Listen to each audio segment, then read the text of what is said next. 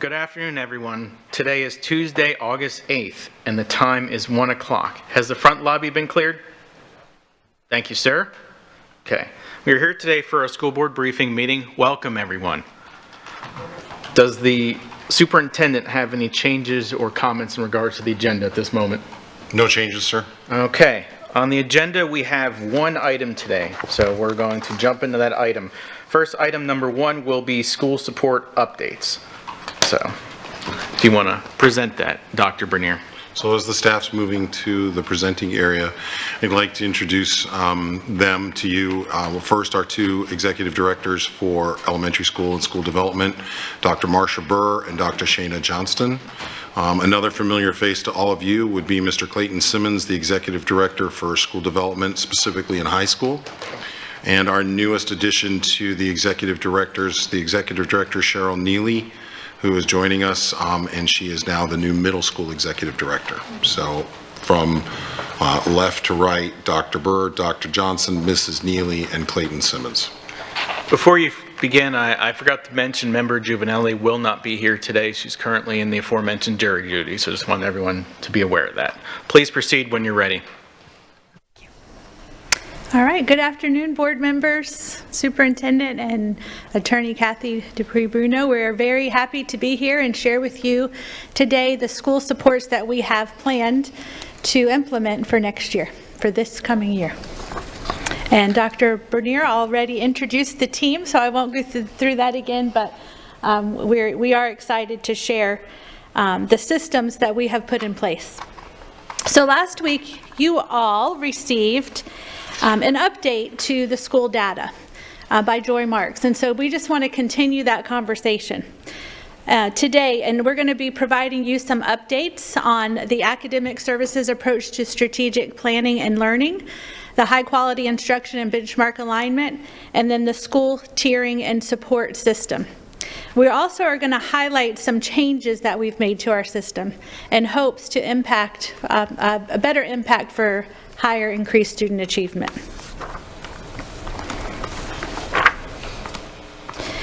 We'll begin first with the academic services approach to strategic planning and learning. And of course, everything from this stems from the box that you see on the top left, our district strategic plan.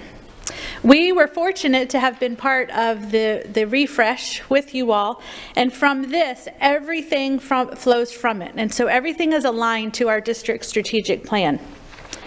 So the next box, if you go to the green box, is our school improvement plan process. And the principal supervisors ensure, which we are the principal supervisors, we ensure that the principals are well versed in the district strategic plan, and then they develop their school improvement plan in direct alignment. Within the school improvement plan, there are specific goals in the core subject areas that align with specific actions and systems to drive those goals. For example, within the ELA goal, the principal must discuss in detail their planning system, their core Tier 1 system, which is their main instruction for all students, and then of course their intervention and extension system. Writing these systems down is really powerful. And then we can really look for strengths and opportunities for improvement when they're written down. We make sure that they have a plan to document and monitor these systems, which leads us into cycles 1, 2, 3, and 4, which are the other colored boxes on your screen. If you follow the top arrows, we monitor through a variety of ways. We monitor through our pre-K graduation data chats, pre-K through 12 graduation data chats, and we renamed our data chats this year because no matter what grade we're talking about, we're preparing students for graduation. And so we want to make sure that all of our principals see that continuum and are speaking that continuum as well. We monitor through the state progress monitoring quarterly, and then our exemplars within each quarter. Monitoring is key, and so we want to share a few different ways that we'll be monitoring this year that are different than in the past, so that adjustments will be made for more of an impact. I'll begin with the K through 2, grades K through 2. We're going to be monitoring the components of reading: fluency, phonics, phonemic awareness, comprehension, and vocabulary. At the district level, we have not monitored to that degree, and so we're very excited about that. These are the foundational components of reading that we need to make sure every student masters before they can even attack or address the standards or benchmarks in grades 3 through 5. So we're going to be monitoring that by student. We're also going to monitor grades 3, all students, grades 4, level 1s and 2s, in that same approach, so that we can make sure that our students are reading. We realize it is our legacy work to have students reading by grade 3, and we're very passionate about improving this area. All right, so then in grades 6 through 8, we will increase the opportunities for students to process content through structured academic conversations, which increase student engagement and learning. And then in grades 9 through 12, we had summer graduation data chats to discuss what schools are doing to provide interventions for students who are not on track to graduate. And this is also by individual student, by school. There is also going to be a system to onboard 9th graders, as well as identifying 9th graders at the first interim. So 4 weeks into school in September, we're going to identify any students who are not achieving in any core subject area, and immediately identify, provide interventions, and monitor those students so that we start early in high school for graduation. We will meet with each school principal one-on-one during the data chats in these cycles, which is quarterly. And after each cycle, we will then, after we meet with the principal, they then adjust their school improvement plan and adjust their systems to ensure that we're seeing growth. So if we're not seeing growth, then we need to look at their system and find out what needs to change. So Dr. Burr will take you through this cycle in more detail in just a minute. But first, I want to share with you where we are right now within our approach to strategic plan. So cycle 1, we are here, and we just finished meeting with all of our school principals during our summer pre-K through 12 graduation strategic plan and student data chat. During this meeting, we reviewed their master schedules in detail. We reviewed their school improvement plan and ensured that the systems were in place to meet their goal. And then we talked about teacher placement, making sure that teachers are strategically placed to meet the needs of the students based on the teacher's strengths and or opportunities. So we want to make sure we have a good match there. Last year, we began the work on benchmark alignment within our schools, and this work was done with fidelity in our 3 Bureau of School Improvement schools, BSI schools, which we'll refer to from here on out. This is where we really integrated a system of transformational leadership and change in these 3 schools. We also introduced this benchmark alignment to all of our schools last year by having meetings at schools and practicing the classroom walkthrough tool that we'll share in just a minute. This year we have partnered with the state, who oversees the BSI, Bureau of School Improvement, and provided our leaders with training on benchmark alignment coaching. We did that just a few weeks ago. And we are happy to share with you the alignment now with our teachers, who last week during our preschool in-service day received specific training on benchmark alignment as well. So before school starts, our leadership and our teachers and our executive leadership, we are all on the same page, and we're very excited about that alignment. The state was so impressed with our work in the BSI schools last year, and then our plan to roll out this system in all of our schools this year, that a few weeks ago they asked our district to be the host for the BSI convening for the state. So in February, we're going to be able to showcase this system to all the other districts in the state, and we're very honored and humbled to have that opportunity. So at this time, Marcia, Dr. Burr, will take you through a more detailed view of our academic timeline and learning cycle. Good afternoon. We're excited to be here, as Shanna mentioned, because we really are excited to watch the work come to fruition this school year. So the graph that is in front of you now, this is our graphic representation of our academic timeline, and it really illustrates the work that we do throughout the school year. Dr. Johnson just shared with you that our work begins in June and July and August with the development of foundational development of student learning needs. Much of that work is done with by the individual schools based on their individual needs. The start of the school year, however, brings the addition of specific supports which are provided to schools from academic services to help them reach the goals that they set in their school improvement plan. For example, on the graphic you can see on the top it says begin leading and learning training. So our curriculum department will begin meeting with teachers by content and by grade level to go through the process of quarterly benchmark leading and learning meetings. Schools identified the teachers at their buildings that they wanted to be the leaders by grade level, and they come down here and they meet with our content coordinators, our curriculum directors, and our coaches to receive professional development that is designed to highlight best practices and benchmark curriculum updates, anything they need to know for what's coming up for the next quarter, and to provide support for improving student learning through data analysis. So those will begin very shortly after the school year begins, where they'll have their first leading and learning meeting to plan for first quarter. These, the identified educators, the ones the schools picked, will then return to the school to share the information with all of the teachers on their grade level through the development of a quarterly PLC process.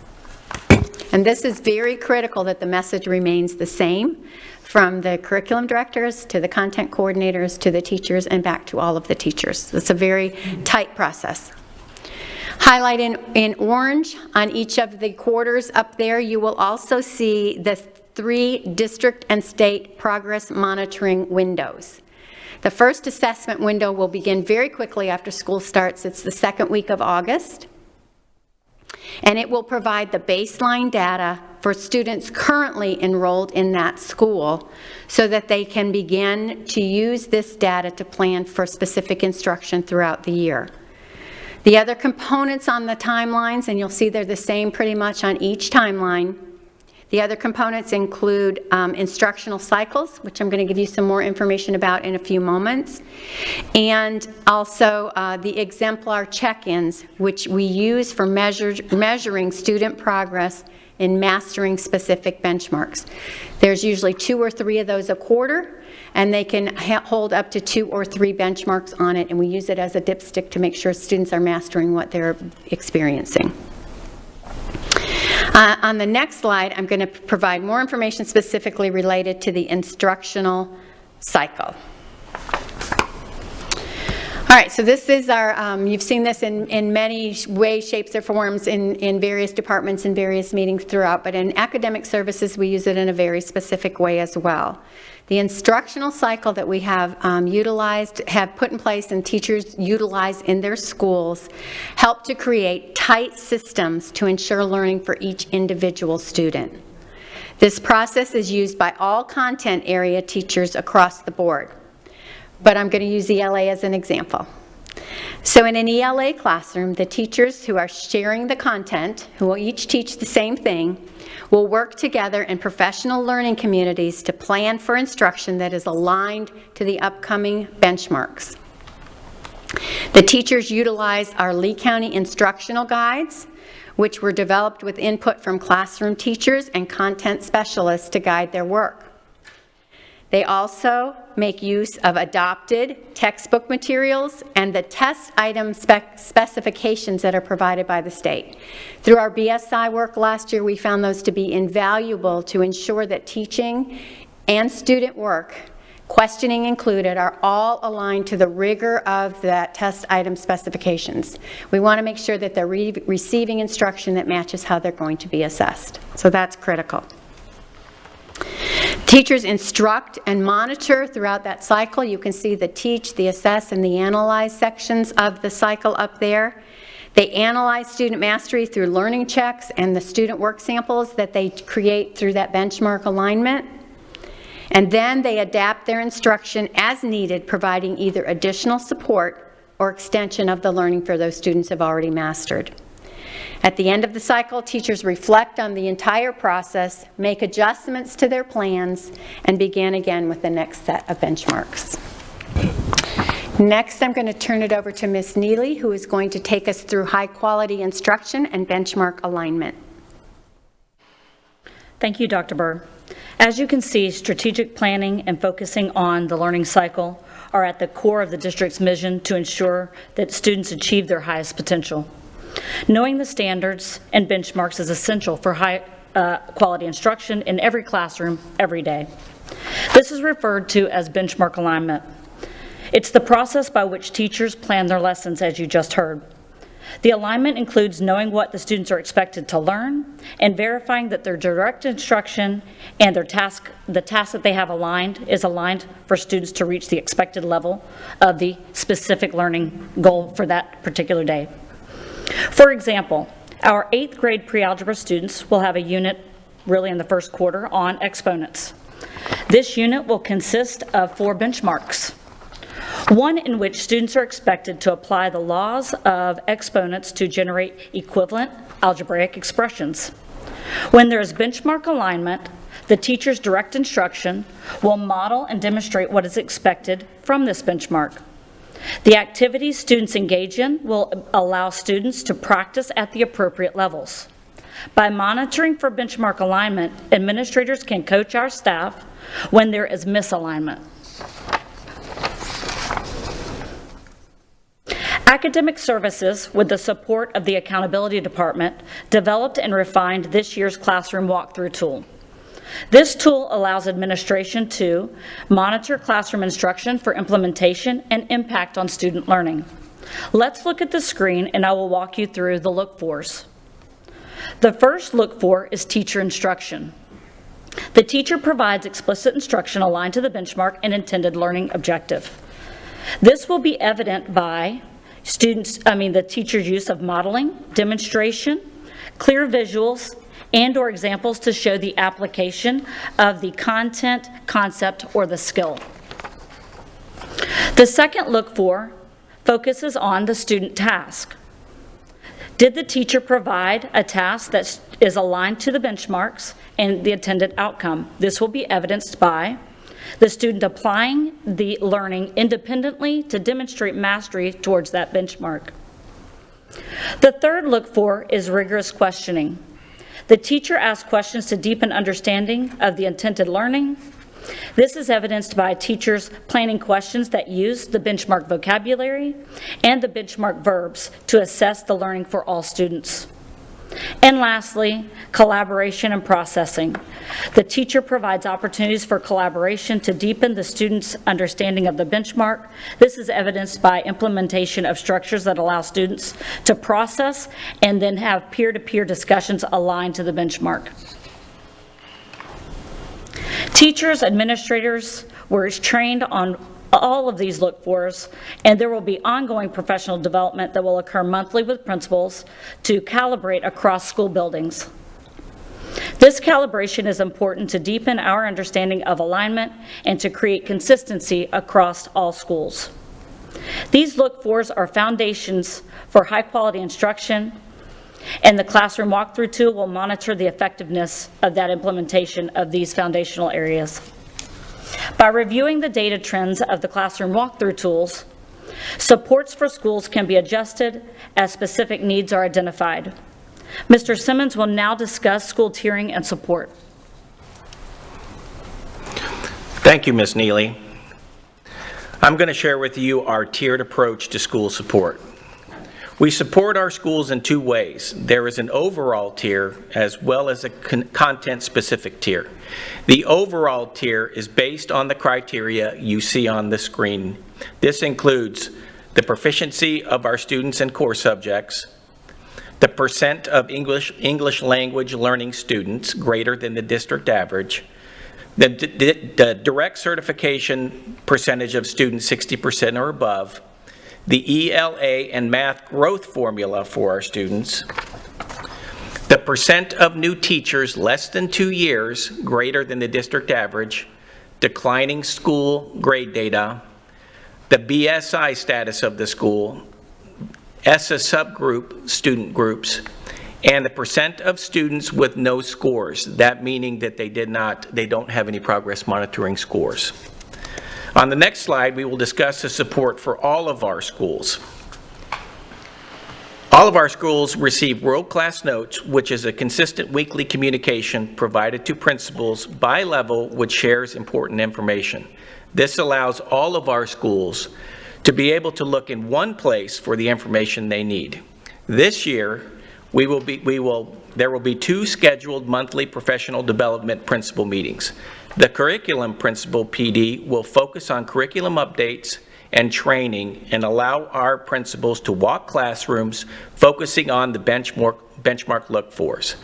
The managerial principal PD will give our other divisions the opportunity to share information that is vital to the day-to-day operations of our schools. Our assistant principals will also have the opportunity to participate in their own curriculum and managerial PD meetings. Our school leaders continue to have access to the administrator websites by level that provides easy access to the curriculum, scope and sequence, and instructional guides. These are constantly being updated by our curriculum team with teacher input. Progress monitoring is ongoing and used to update our content tiering quarterly. All of our principals participate in summer strategic planning with our high schools, also participating in graduation data chats, focusing on their plan to provide intervention for all students 9 through 12 to keep them on track for graduation. All of our schools also participate in quarterly data chats, focusing on progress monitoring, intervention, progress with their strategic plan, as well as progress towards graduation. On the next slide, we will discuss the tiered support for our schools. Our curriculum team plans with teachers in their school-based PLCs based on the progress monitoring data, school needs, and teacher experience. BSI schools are required to have weekly support in their PLCs. Content support is provided to schools similar to PLC support and is based on progress monitoring data and individual school needs. Our BSI schools have monthly state oversight in the areas of benchmark alignment. School walkthroughs are conducted at the schools with the executive director, the curriculum director, school administration, and teacher leaders. Dr. Spiro and Dr. Cupid McCoy are invited as well. The focus is on benchmark alignment. The data is collected with our electronic walkthrough tool, and the results are reviewed, and follow-up support is scheduled as needed. Tier 1 schools are visited every 6 weeks. Tier 2 schools are monthly, Tier 3 every 3 weeks, and our BSI schools are visited weekly.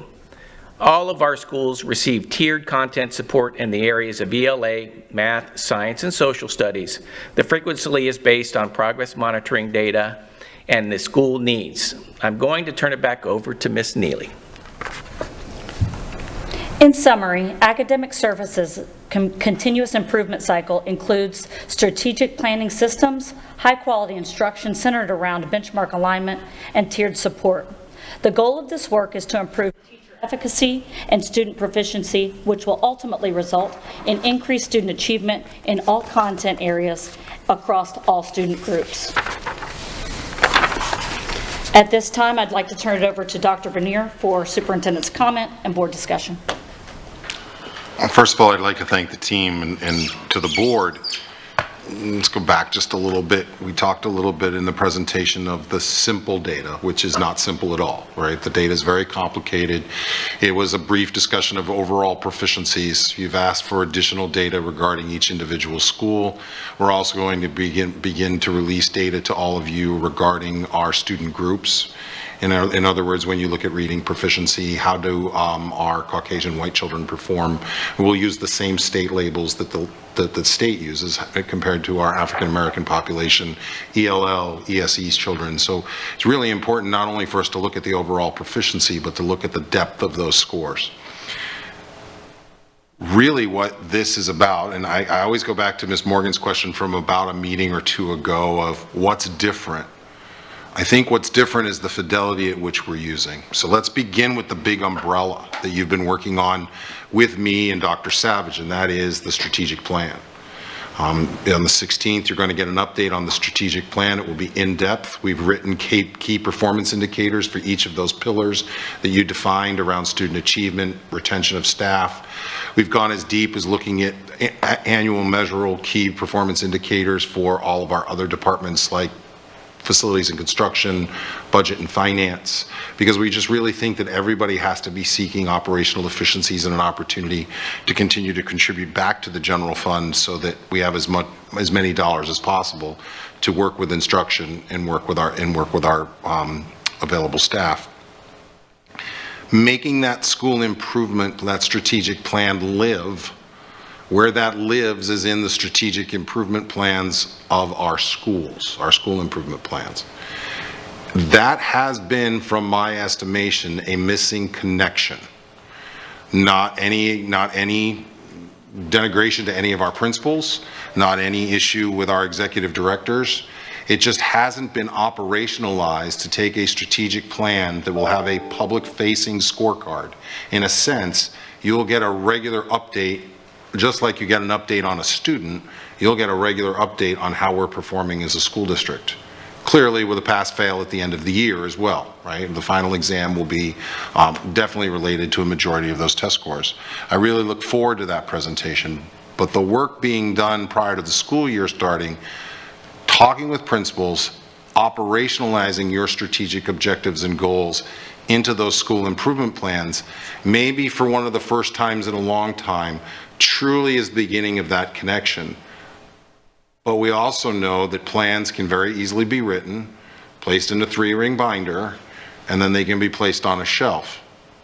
Without a robust monitoring system that puts our executive directors in the schools, walking side by side with individual principals and groups of principals, looking at instruction, coming out into the hallway, having discussion about what they saw, how is it aligned to the benchmark, is the assignment of the appropriate level of rigor, how do we know? And then having the conversation around contextual evidence from the classroom. Not a wander out of a classroom to say, wow, that felt really good. Yes, an important factor, no question about it. It should feel really good when we walk out of a great lesson. But what evidence do we have that that instruction is aligned to the standards in the benchmark and it's being conducted in the most appropriate manner and being monitored to see what the student outcome looks like? Our principals have been thirsty for that type of time. We started it last year and found that our principals meetings, when we host them at a school and they get to walk classrooms, not only help support the principals in terms of learning their craft and getting even better than they already are, but it also helped with the principals whose school building we visited. They got very actionable feedback about what the team saw as they went from classroom to classroom. And our walkthroughs are not disruptive. That you walk in, the teachers are getting used to it. Teachers don't miss a beat. And I often say to anybody who I walk into a classroom with, don't stop what you're doing. I'm not here to introduce and shake your hand. I'm here to watch our children go to work and see them accomplish their tasks. And we are getting to the point now where it's almost seamless to walk into a classroom. Teacher just keeps moving. They just keep doing what they're doing. They keep rotating their children between centers. So I think that's one thing that's different. I think the other piece is, and I've talked with a couple of you, is the aspect of why both the instructional and the managerial. I've shared with all of you privately, and I will share with the public publicly, that one of the concerns we have is when someone says they're ready to become an assistant principal or they're ready to become a principal, it really has been solely dependent on their exposure to their executive director or the principal that they grew up underneath. There is a limited manner in which we teach our administrators the Lee County way of doing things. So while this is an aggressive schedule for both assistant principals and principals, it is an attempt in our job to ensure we are getting to a similar system. Not identical. There's room for principals' personalities. There's room for the different aspects of our schools. There's certainly differences between, and I could begin to name schools, pick two that are diametrically opposed from each other, and you understand the approach to educating children where maybe 90% of the students are ELL is very different than a school building where 90% of the students are fluent English speakers, right? Those nuances have to exist. But how do we train our people, and how do we develop our executive directors in a manner and means that drives the educational outcomes of this school district? We do it by doing both what I would call the transformational work. That's becoming the expert on teaching and learning and instruction. That's a nuanced system. It takes practice. It takes lots of conversation. When I walk with elementary school principals at the elementary school walkthroughs, I learn things because I'm not an elementary school educator. I'm a middle school, high school educator, and it's different. And I love to walk with our experienced principals and hear what they see and what they know. That component is critical, that transformational work. But there is also transactional work of principals and assistant principals. That's why we need them to come down and spend time with human resources, professional standards, our discipline administrators, so they understand due process, they understand how to work a case, they understand what reasonable suspicion is for an administrator and how to conduct a search, that they understand that the world of searching a backpack, we just had this conversation on Monday, the world of backpack search has radically changed in the last 10 years. Fentanyl is real. And to reach into a student's backpack with a bare hand anymore is an opportunity to overdose on fentanyl simply by touching it. So our administrators need to be trained on how to use gloves and to glove up before going into a backpack. Nothing to do with the student's backpack, although in some cases it might be necessary to wear gloves. But that being said, in an attempt to inject a little bit of humor into my final comments, we have to have those transactional trainings too, because that's the material that seems to get onto those four individuals' desks, my desk, because we may not be as completely compliant with an IEP as we should, transactional work. And we may not conduct a search the way we should, transactional work. We may not discipline as well aligned to the code of conduct as we should. We have to train that too. So our principals and this meeting structure allows for continuous improvement, continuous feedback, and it allows for some differentiation while at the same time ensuring we establish a common baseline. So I want to thank, we take this data, we tier schools, we go to work. There's more information as we start to dig into the strategic plan and we look towards the key performance indicators for graduation rate and proficiencies and the different groups of students that we have. And there'll be more presentations continuing to go deeper and deeper into what we do on the mysterious side of the other side of the hallway. What goes on over in academic services? Well, here's one thing, and I've told the executive directors this all independently. If you go over to academic services and you find them all over there, then we're not doing our work. If you find our deputy superintendent and chief academic officer and they're not out in schools, it must mean it's one of those transactional meetings to help set the transactional work and expectations for our principals. That's when we all should be here. Generally, we should be finding all these individuals presenting you today, as well as the deputy and the other members of the team that the deputy superintendent and academic services represent, out in our schools. So I think that's what's different. We are honed in. You will see it with our graduation rate that went from 88 to 82 under the previous administrations. That graduation rate, I sit here and promise you, will rebound this year. That came from very specific work, data chats with our principals that we've already had the first one for high school principals in July. But just even carrying the message at the elementary level that a pre-K class and a kindergarten class is the beginning of that pathway towards graduation, ensuring children all reach their fullest potential, and that they graduate both college and career ready. That starts in kindergarten. We are not going to ask kindergartens to choose their career. right? We're not going to do that. But we're going to make sure that we understand that this is a contractual relationship as one grade passes off to the next. Kindergarten is going to promise first grade. First grade's going to promise second. Second's going to promise third. And we are going to work hard at each one of those grade levels to deliver the very best product we can so that the next person in line gets the students in the right position in the right way. And if they're not, we know who they are and we know what prescriptive process to go through. I could continue for hours because this is a passion for me about what we do on the educational side of the house. I'm glad to take it out from behind the other side of a wall where we don't interact and you don't necessarily see them every day. And what we want to do over the course of the next several presentations and workshops and briefings is continue to peel back the curtain for all of you so you can know what the staff that you have responsible for outcomes of student learning are doing each and every day. Look forward to your questions, discussions, the interaction with our executive directors, and want to thank the team again for the presentation.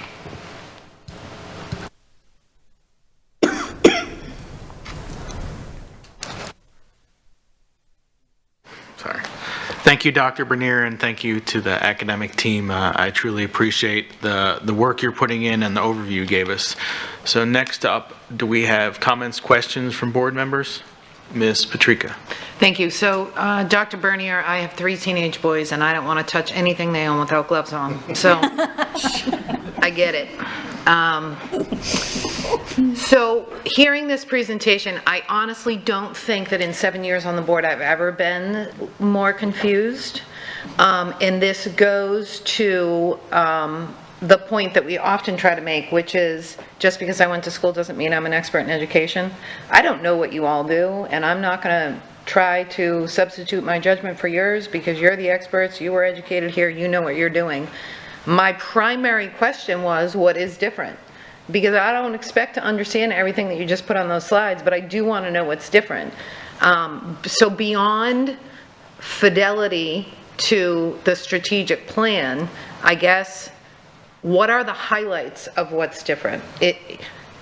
I've really never been more confused by a presentation than I was today. And I don't want you to answer that question today. Maybe you can provide us with a highlights list in the next board update. I can, but if you go back to slide 4, I'm not sure this is different per se, but I can tell you the expectations in these meetings are different. Okay. And I can't tell you how proud I am of our principals who have responded to their executive directors, helped drive some of this work, and are now prepared to come into these, we call them data chats. They're more like data examinations. Our principals will probably tell you it's maybe even worse than that. Because they initially come in with fear and trepidation. When we did this with grad rate, they were nervous. But once they figured out it wasn't a gotcha, it was, let's talk about the 4 kids in ELL that don't have a met graduation rate. Let's talk about the 15 children who don't have an online course yet to graduate. When they found out that it meant paying attention to their kids and really diving down into singular data, like what is going on with Miss Patrica? Why is she not on track to graduate? That led to deeper and greater conversations back at the school building. And that's what these 4 very formal cycles are.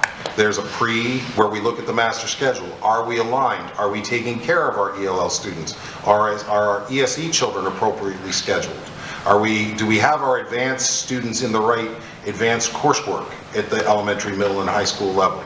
Are we taking our 4s and 5s in particular areas and offering them the next level of mathematics that's allowed by state law in 4th and 5th grade?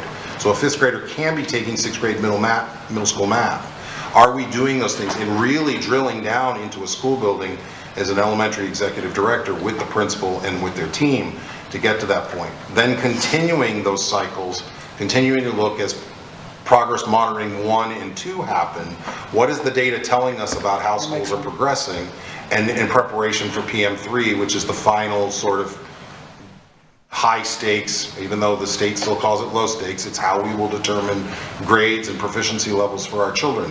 So that we're not surprised when we get to that point. It can almost fairly predict how a school is going to do.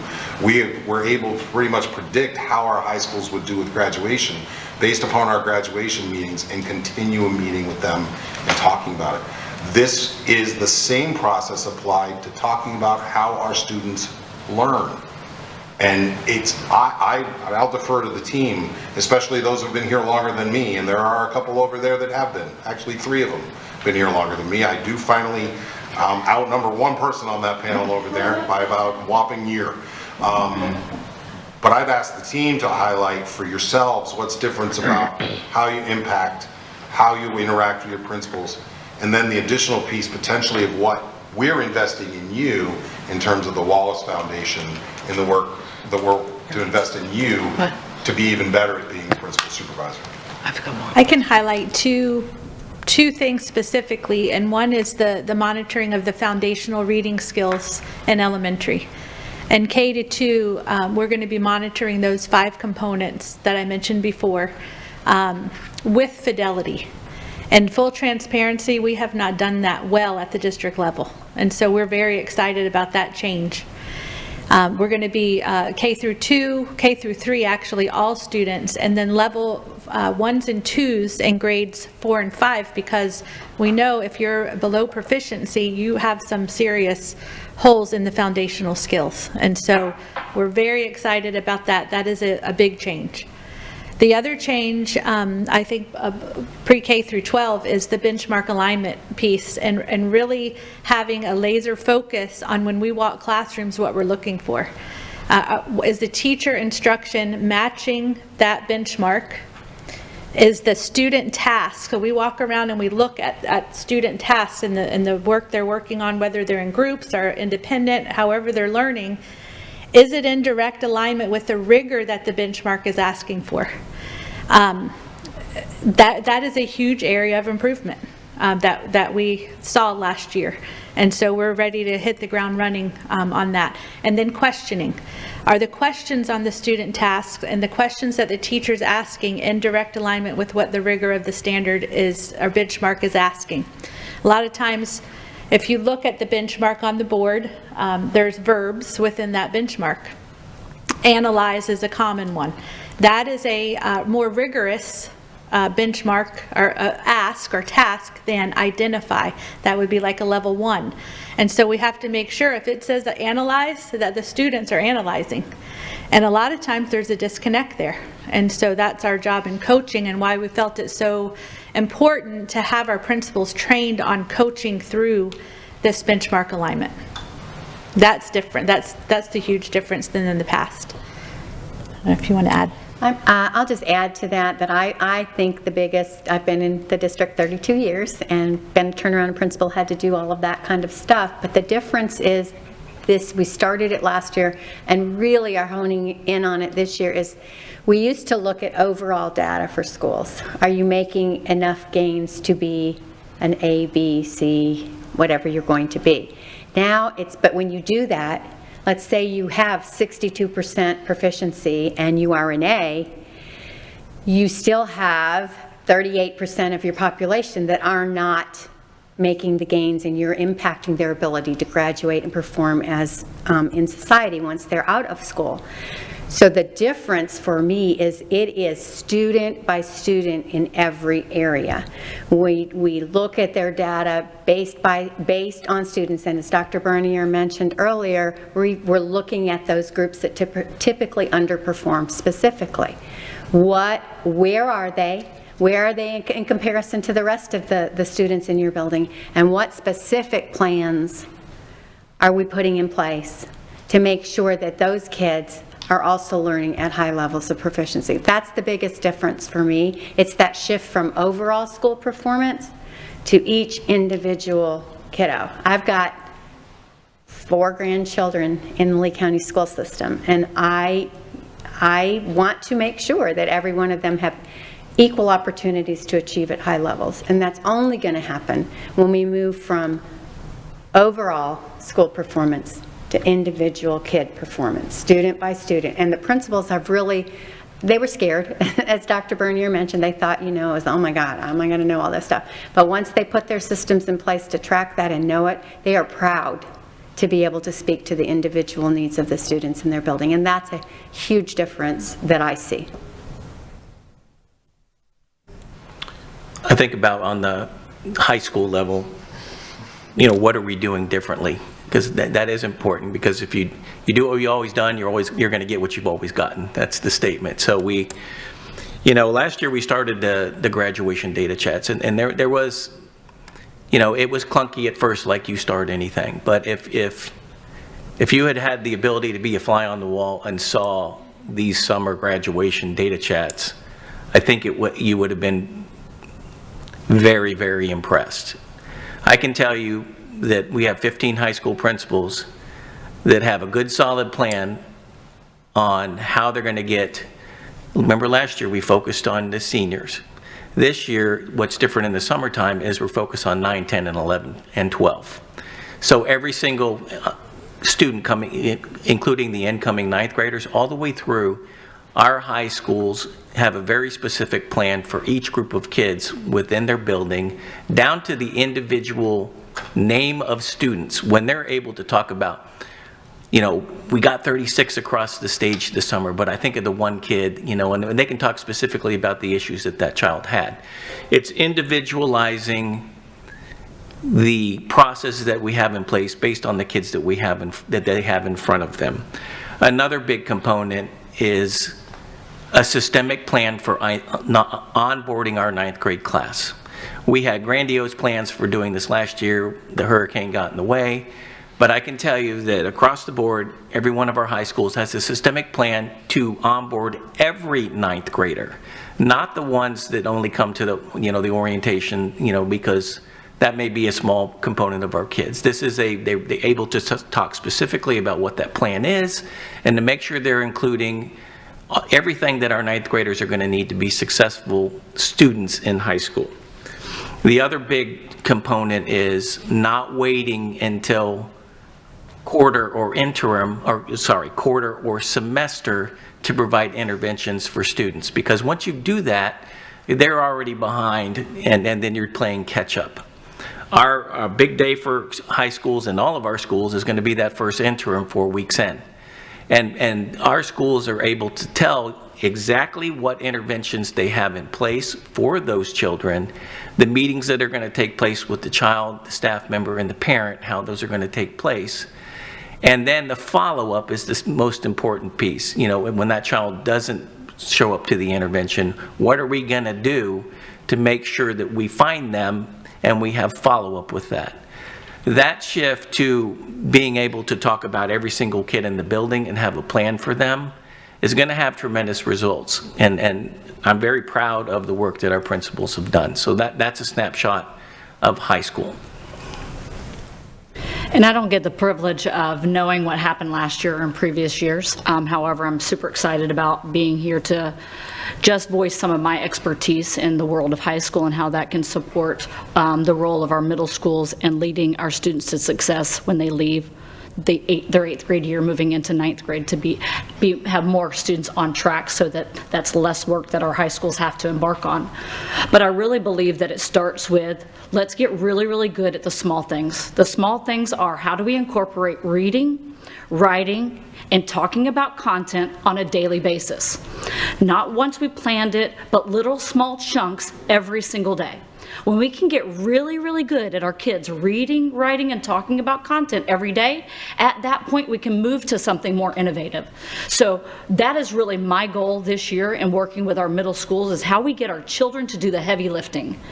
Move it off of our teachers of doing the heavy lifting, allow our students, our teachers, to just facilitate the learning so that our kids are doing all of that heavy lifting. Once we do that, it's going to make it better at all grade levels. And I'm excited about working with the three that are here. They're super knowledgeable, and all of the things that they've said, I'm looking forward to supporting and continuing that work that was previously done in the year before with Ms. Mayer. And so I just want you to know I'm glad to be here. Thank you. I do have more questions. Do you want to move on? Because it feels like the answer to my question took a long time. Okay, yeah, we'll Okay. come back. I think Mr. Persons had his hand up next. I just very excited about the K through 3 focus. I ran junior programs, and the question I had on my U.S. professional tennis test was how do you do a world-class tennis program? And my answer was, you really focus on the 6, 7, and 8-year-olds, and then they will go on to become world-class. You can't take someone older and make them a world-class athlete. If our students are not at reading by grade 3, so they can read to learn in grade 4, then they're going to have a difficult time catching up all the way till the very end. Not that they can't, but that's the focus. If we start now through 3 in 9 years, seems like a long time, but our whole school system will be world-class because they'll all be reading to learn, and like you said, the content, it'll be there for them. So that's definitely the right direction. Thank you.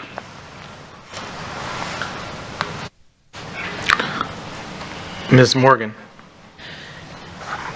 So I was really impressed by this presentation. And actually, I was sort of confused as I went through the PowerPoint before the meeting, but I really appreciated all of the information that came from it. So my takeaways are, the extraordinary things are, 1, the focus on reading monitoring. 2, the instructional cycle. So the walkthrough, the look-fors, tell people in the building what's happening in the classroom and identify teachers who may need supports. The data chat, or the PLC, I basically hear is a data chat at the grade level. So across a grade, let's say in the elementary, it would be a content area higher level, but the opportunity to support a teacher who's not getting the job done, it's kept within that group, as opposed to, I don't know, it just seems to me it creates a more collaborative work environment. I'm just really impressed by this operationalizing, monitoring of the district strategic plan, the school improvement plan, district-wide in schools, whatever. One of my questions, though, is that those walkthroughs require an enormous amount of staffing time or leadership time, because if you're doing, what do my notes say, six weeks monthly, 3 weeks weekly, depending on what's going on in the school, that's a lot of walkthroughs in a school. But anyway, that's one comment. I have a question. I've been hearing about these downtown meetings with respect to the content leaders who are going to be out of the classroom. That really concerns me. We're already short teachers. We're going to be taking people who are leaders at a grade level or leaders in a content area. We're going to be bringing them downtown. That means we're taking them away from the classroom. That's number one. That's to do, I guess, what you call the transitional work. And then for leadership, what you call the transactional work. There's a lot. I have seen schedules of leadership having to be downtown during the school day. Why are we meeting during the school day? Why are we not meeting before or after school downtown? That would be my question, because there's an enormous amount of work going on here. And while I understand the need to do professional development, and I understand the desire for professional development, I think it competes with the desire for teachers to be in the classroom at the transitional time, the desire for principals to be in their schools at a transitional time. So I am concerned about that. I'm looking forward to step 3, which I presume will be the disaggregation by different demographic groups, et cetera. I think I'm really looking forward to that. I would love to know more about how you're going to onboard 9th graders, and I will make an observation that I've made for years, and that is that are 8th graders choosing the right schools? So it's not just enough to onboard to onboard 9th graders, it's to make sure that 8th graders are choosing the right school. And then you keep talking about individualizing instruction. I'm trying to figure out where the data about individual instruction or individual student performance happens.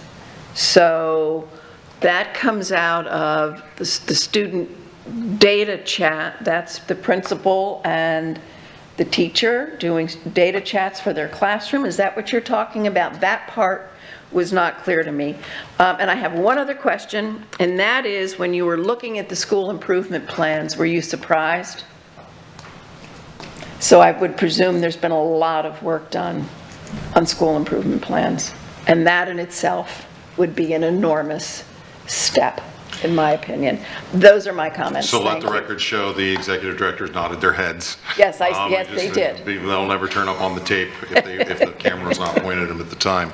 Yeah. Yes, and let's begin with something around a collegial environment, okay? Yeah. Are there opportunities for us to maybe back off this in the future, utilize different times? Yes. We have to create a system, and I'll go back to the words again because I think they're important. There's an aspect of leadership that's transformational. It's taking information in, making it your own, and then using that information to create the culture and the climate and the processes in your particular school building that make your children successful. But then there's also the transactional side. There's the managerial side of being a principal or an assistant principal, getting the fire drill turned in on time, having all the Nesty safety reports done, working with threat assessment, making sure that the mental health team is meeting, making sure that the attendance team is meeting, and if the student goes beyond 10 days, having all the right notifications. I mean, this is a great focus today for us to speak to teaching and learning about the educational side of the house, but let's not in any way, shape, or form, not just I want to make sure that the principals are hearing me. I want them to know how busy they are with the other stuff. And when we talk to our principals about instructional leadership, those that have been really honest with me said, I would love to do that. How do I get rid of all this other stuff? So we're actually working with them to understand it's really their assistant principal's role to do some of that other stuff while they lead instruction. So what we're trying to build, and I wrote this down because I wanted to try to make sure I got it right, you know, the goal of this, and I'll let the team speak to speaking about onboarding in 9th graders, 8th grade, things like that, and then also the time factor. It's easy to say get better. It's easy to say we want better performance. It's easy to say we want students to be proficient. But if you don't help define the path and the direction and provide the supports to do so, that's what this is. This is not just saying do better. This is saying we can do better, and our principals are amazing in terms of rising this. They've said to me, I've had it repeated by the deputy superintendent, the chief academic officer, and out of the several executive directors' mouth, they're appreciating this direction because they want to do better. They want their kids to perform better. They want all of their students to graduate. And creating that collegial environment where we can get down to the onus of individual students. So why isn't Chris Bernier graduating? Why isn't he in an online course with the virtual school? Because that's part of his cohort. And why didn't we catch that freshman year? And to Ms. Neely's point, why didn't we catch it in the summer from 8th grade to 9th? Why aren't we taking the health requirement or a driver's ed course or something so that we arrive to the high school door with the high school principal not having to worry about an online course? So I'll let the team respond to some of the other questions that you had, and I will certainly work with the team to look at our schedule. But I don't know another way to do this work other than to tell you that if we want to bring teachers after hours, we have to pay them for after hours. So that's not a hurdle that can't be overcome. Yeah. But it is a hurdle. I can address a couple of those, and then I know my team will fill in what I've missed. But one of your questions was, you mentioned that PLCs were data analysis. That's one part of it, but I want you to understand they go way deeper than just looking at the data. It's actual planning for the core instruction, the intervention, the extension, all of those pieces. So it's way more than just looking at the data, but the data is definitely a part of the PLC process. The other thing you mentioned, the leading, I think you were referring to leading and learning coming out of the building, the leaders in the building. Yes. That happens after school. Oh, it does? So that does not, yes, that is, and it's quarterly. So it's 4 times times a year that they come out and they are planning for the next quarter's instruction. So there's that. And then just before, I know they're dying to jump in, just one more thing I want to share, that we started our team along with Mrs. Harrell, and we started a principal or an executive director PLC yesterday, and we worked on the principal pipeline. And one of the research pieces that we examined yesterday was that the students who have principals who were highly effective they gain 6 percentage points more than other schools of like demographics. So yes, pulling them out is a challenge, getting them out of their building, because their stuff doesn't stop just because they're not there. But if we really want to make the differences that are going to transfer down to the students, we really have to make sure the leaders have what they need. So that's my comments. Thank you. And I just want to piggyback on your, the school improvement plan comment. We really did make a shift from actions, meaning a to-do list, Right. to actions, meaning a system. And so we ensured this year, which is different than in years past, that their actions within their school improvement plan were their systems of planning, Tier 1 instruction, and intervention extension.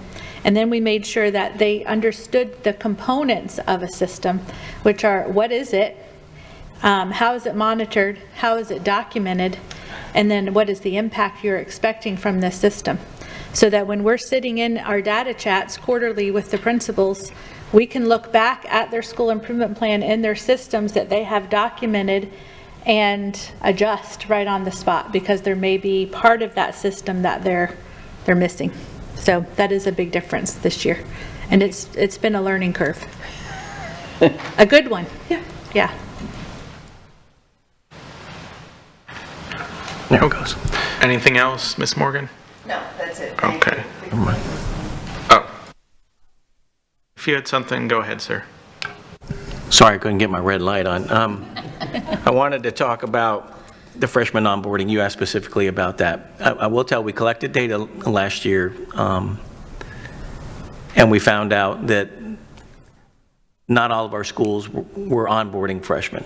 They had some sort of process that they did. They may do it through certain classes, they may have class meetings, but we wanted to be systemic to make sure that all of the freshmen, no matter who they were, got the same information. So that being said, some of that is going to be specific to the school because there's specific opportunities at that school, but we wanted to make sure that, if I could not come to the summer ninth grade indoctrination, that how was it going to assure that I was going to get the same information as those kids? And then, so that was where the plan was. What you do, make sure that every freshman has that. I will tell you that is different depending on a school, because all of our schools are very different. Some of them do it through a leadership course and catch the other ones. Some of them do they have a scripted lesson plan that they go through depending on the classes. But the important component is that make sure that the information goes to all the freshmen and not just some of them. A big component of it is making sure that they have a connection to the school. Because we all know this, that the students that are connected to their school tend to do better and get across the stage in those 4 years. So that was a big push this year. A lot of our schools have approached this differently, but I will tell you that every one of our freshmen is going to know, what do I need to do to sign up for a club? What are the clubs that we have available? And also, what sports do we have? What after-school activities? And then the deeper than that is, how are we going to ensure that those kids have been connected? So what we're going to do is we're going to also track which kids are connected and which aren't. So that's a big component as well. And then try to encourage the ones that aren't, here are the opportunities that you have. Let's get you connected to the school. And that's also another component, when we talked about that 4-week intervention, that's another good piece that we can add to that. What can we do here at school to get you more involved? So that's what I mean by the freshman onboarding, so that we're consistent, that every child gets the information and not just some, depending on whether they came to that event or not. Okay, I know Ms. Patrica, had something. Do we have anyone else before that? Ms. Langford Fleming, then Ms. Jordan. Thank you for this presentation. I have been here in this district before, so I see a huge change with the strategic plan. I'm looking at it from an educator's lens. I'm trying to look at it from a board member's lens. Two things that stick out to me: this seems incredibly cohesive, and even more importantly, it seems to be more of a continuum. So I love how many times I've heard you say, third grade needs to know what fourth grade needs to have. A fifth grade teacher needs to have students prepared for his or her fifth grade classroom, so on and so forth. And I cannot tell you how much a sixth grade teacher appreciates a new sixth grade student coming in, having met the standards and guidelines and being prepared for their classroom to get the year started off. So those are some things that keep popping out to me that I've heard you say. I've written a couple of things down. I know that when the principal comes in and they have the check sheet, if you will, the check mark sheet that all of the teachers used to be a little intimidated about, right? And they were, getting prepared and making sure they asked those 3 high order questions, but were they really relevant to the lesson? And I think that's what is so different about this plan as well. You said something about the standards and the benchmarks being on the board, and while you've checked the box on that standard or checked the box on that benchmark and it's up there, are they applying it to the lesson that you're observing? And I love that you brought up the higher vocabulary, identify versus analyze, because that's where we want our children to start thinking and and doing the heavy lifting, and that, we're feeding them that little bit of little nuggets here and there, but we want them to think outside of the box. So I love all of the terms and definitions and vocab that I'm hearing up here, so thank you for that. I also keep hearing, and you brought up a great point about your 4 wonderful grandchildren. Instead of looking at the data as a whole, because that can be a lot to take in. When you're looking at that big number, it's also a lot to take in when you feel like the finish line is so far away from you, if you happen to have that, that type of classroom. So back to what you were saying about your 4 grandchildren, and I have 3 children, and I know many of us up here have children. I believe that this plan, you're starting to really put an emphasis on every kid matters. Even though that finish line is way out there, every single kid matters. And to just kind of hone in on those, or laser focus, if you will, on each specific need. Ms. Morgan, you brought up a great point about principals being out of schools and teachers being out of classrooms, especially in our shortage. I don't know if it's the same now, but I do know that at our schools that have a wealth of leadership throughout the school, when the principal's gone, a lot of our schools do a great job at stepping into that role for those 4 to 5 hours of training. So that's been my experience anyway, but I don't know what it's like at a high school. The other thing I wanted to know, though, is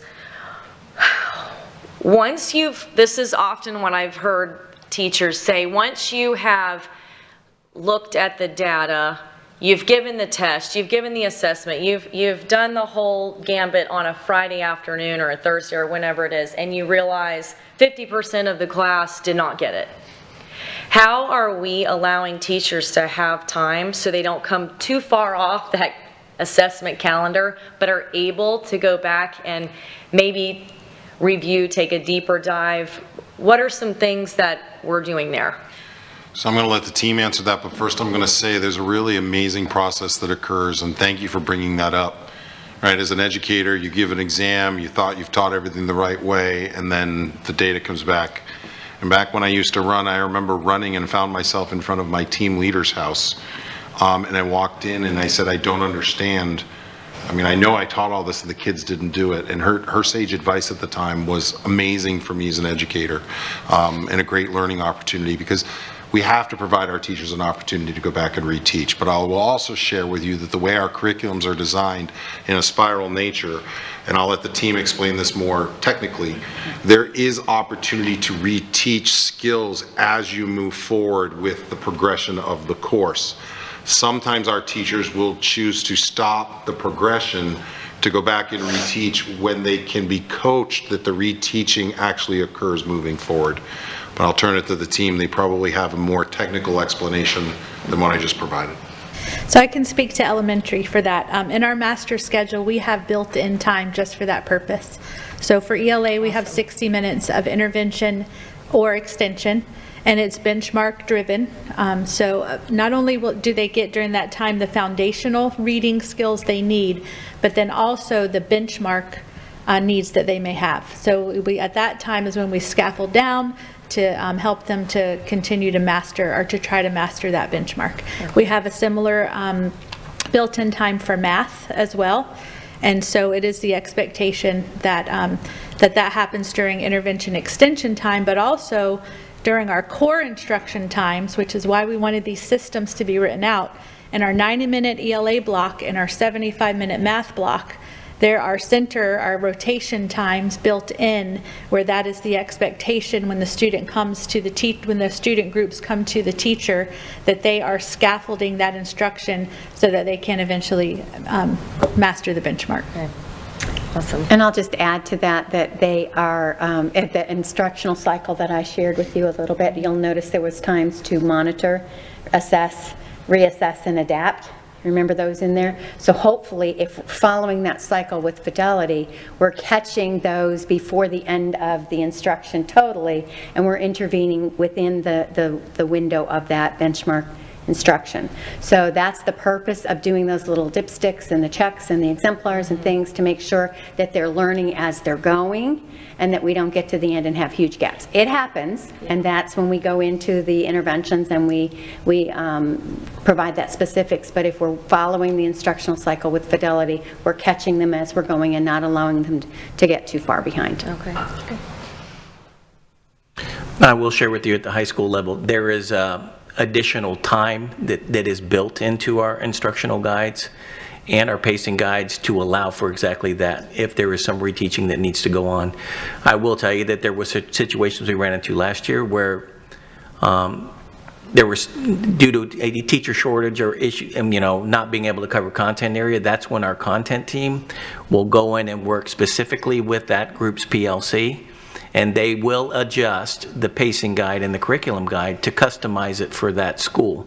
That happened in a number of cases where we were able to make up time in certain areas and do that, and then those kids it turned out that those kids actually did pretty well and made the gain. So we do have the ability to customize it based on what we're seeing and what on teacher needs as well.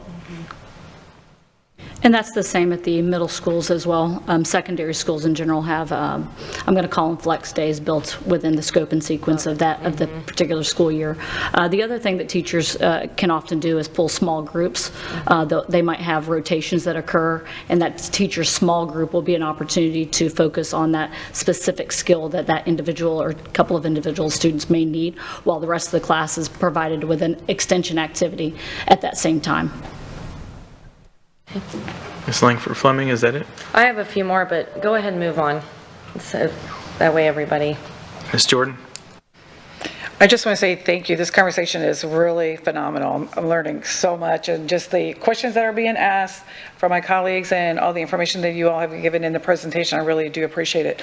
However, I have a couple questions. One, we've not touched on anything dealing with, I know we were walking in doing the walkthroughs. What happens if the student or the schools have virtual classes in their school? Who is doing that walkthrough? How is that assessed? And how is the virtual schools, total virtual school, how is that assessed as well? That's kind of like twofold question. I'm not 100% sure. I know Clayton is currently the supervisor of the virtual school program. I'm not sure that we're fully prepared to answer completely in depth, but I know Clayton can talk a little bit about how this process would be adjusted for a virtual environment. I do happen to know the answer to that question. So I will tell you that in our virtual classes, they have scheduled instructional time with all of the students. So they come in and the teacher will instruct them as a group. And what our leaders in that school can do is they can actually log on at the same time and do the same tool based on the instruction that's going on live with the students. So they do have that ability to do that, and that does take place. So that is going on in our virtual and LVS as well. Okay, so, for instance, if I may, because of the shortage of teachers, I heard that there's one school that will have several classes will be taught, it'll be a virtual class, which we also have to have, it's in the middle schools. It will have to have an adult in that classroom, because I can't even imagine us having a bunch of students in there learning on online without supervision. So who is it the person that will be in that room, or the teacher that's on the other end of that virtual class that will be making sure that these kids are getting what they need? In the case of that type of model, that is a blended model that we've used in other situations, and I have used it in other school districts. It's one of the ways we introduced high school foreign language into our middle school curriculum. We used our virtual teachers. We certainly could not have had Mandarin Chinese taught in every middle school in a former system, but when we located 2 Mandarin Chinese teachers, we were able to offer it in a model where the teacher taught the class. The students had access to their Chromebooks and their computers during that class. So to answer your question in a short manner, with the particular case where an English language arts teacher will be helping to pick up some sections until we can get a English language arts teacher physically present, the individual in the classroom will supervise the students from an aspect of behavior, keeping them in line, making sure they're doing their work. The teacher would be the teacher of record, because remember, in a virtual environment, the teacher isn't live on the screen. It's not always face-to-face instruction where I teach like on a whiteboard and you learn. There's aspects to that language arts curriculum where you learn it independently and the teacher checks in. Not only will they check in virtually and continue the process with the required communications with both the teachers and with both the student and the parent, but our expectation also is that those virtual teachers will show up physically in those classrooms as well to do some monitoring. So there will be times where our kids will not just see their teacher as this stranger on the other end of a screen or the other end of a phone. They'll actually get to meet that instructor, and they'll spend time in those classes, in those classrooms as well. Okay. And I'm asking only, well, I have one grandchild who is in virtual, plus the fact that when I heard this, that they're doing this within the schools, too, I was like, okay, how does that even work? You know, so I was trying to wrap my head around that today. And then, because I know, like, so our kids who are like 1s and 2s, who are older, we're not at the pre-kindergarten to, 3rd grade, they've actually made it to middle school or even high school. So now we're gonna, and I love how we're individualizing everything, because I think that's a great way for us to go, and we always have been doing that, and we're getting there. So how do we help those kids who have already missed all those years, as Chairperson was saying at tennis, when you can't be a pro if you've already made it through this part. So how do we get them to be that pro and graduate and move forward to where they need to really be to soar? I know these are kind of probably off the wall questions, but Well, I can attempt that one. okay. The way we do it is we have to provide interventions for them. And then that's like, oh, well, Doug Clayton, I know that. But really where the change is that has to be done more on an individual level, okay? And we have made the shift, I can speak for the high school level, of instead of looking at a group of kids as a whole, in other words, all level 3s, all level 2s, all level 1s. That doesn't work, because what works for some students that are level 1 is not going to going to work for others, and there may be different reasons why they are a level 1 child. It may be a language barrier, it may not be. So I think we've shifted the process of going through treating all the kids as one group of kids to individualizing the instruction based on that. And then finding what it is, and the good thing about using PM1 and our exemplar data is we get immediate results, which is amazing. You know, used to we would have to wait a very long time to get the results. But when you can get immediate results and know what that child needs, it's easy to then individualize that instruction, or easier. I'm not going to say it's easy, but you can do that in a number of ways. You can use rounds in the classroom where you can group students based on what benchmark they need support with. And that way we can use that data to make smart decisions to drive the instruction of the kids on an individual basis. That's what we will do in the high school level. Thank you for that. I really appreciate it. And I also appreciate the fact that Dr. Bernier had said too, if we try to encourage 8th graders to take that online class during the summer, that's a good thing as well, to get them ready for high school. So thank you very much. If I may add, I believe also it's maybe when students are in secondary and they're level 1s and 2s, there may be something other than academics going on, like the early warning system indicators that we need to monitor, attendance, behavior, and really digging into the root causes of why they're a level 1 or 2 still, especially if they've been through our system. And then just knowing that if their basic needs aren't being met, they're not going to learn. No matter what we do, they're not going to learn. And so really attempting to get to know the whole student, because we have to meet their basic needs before they're going to learn. Thank you, that's true. Okay. Next up is Ms. Patrica, followed by Ms. Langford Fleming. Thank you. I just have a couple questions. First, I want to say on the pulling principals and assistant principals out of the school, my primary concern is safety. I know that the fewer administrators we have in a building, especially at the high school level, I genuinely believe the less safe our children are. I get that they need to learn how to put those processes in place to ensure safety, but I'm really, really concerned about safety as I hear that conversation taking place. Slide 6, our exemplars district tests, please. Slide 6.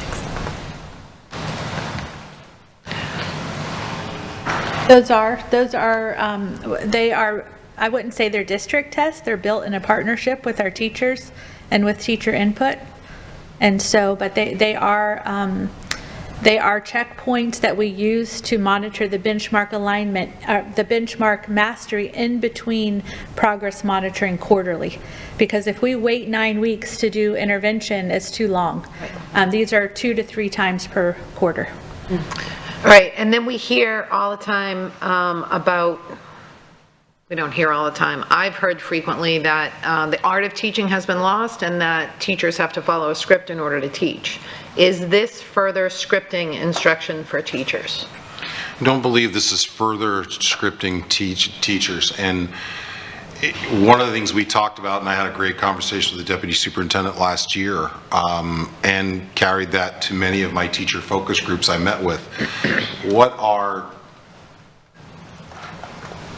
the outline of our curriculum and how it proceeds through the course of a year and the units to be taught clearly has to be done by all of us. We have a mobility rate in our school system where our children move from school to school.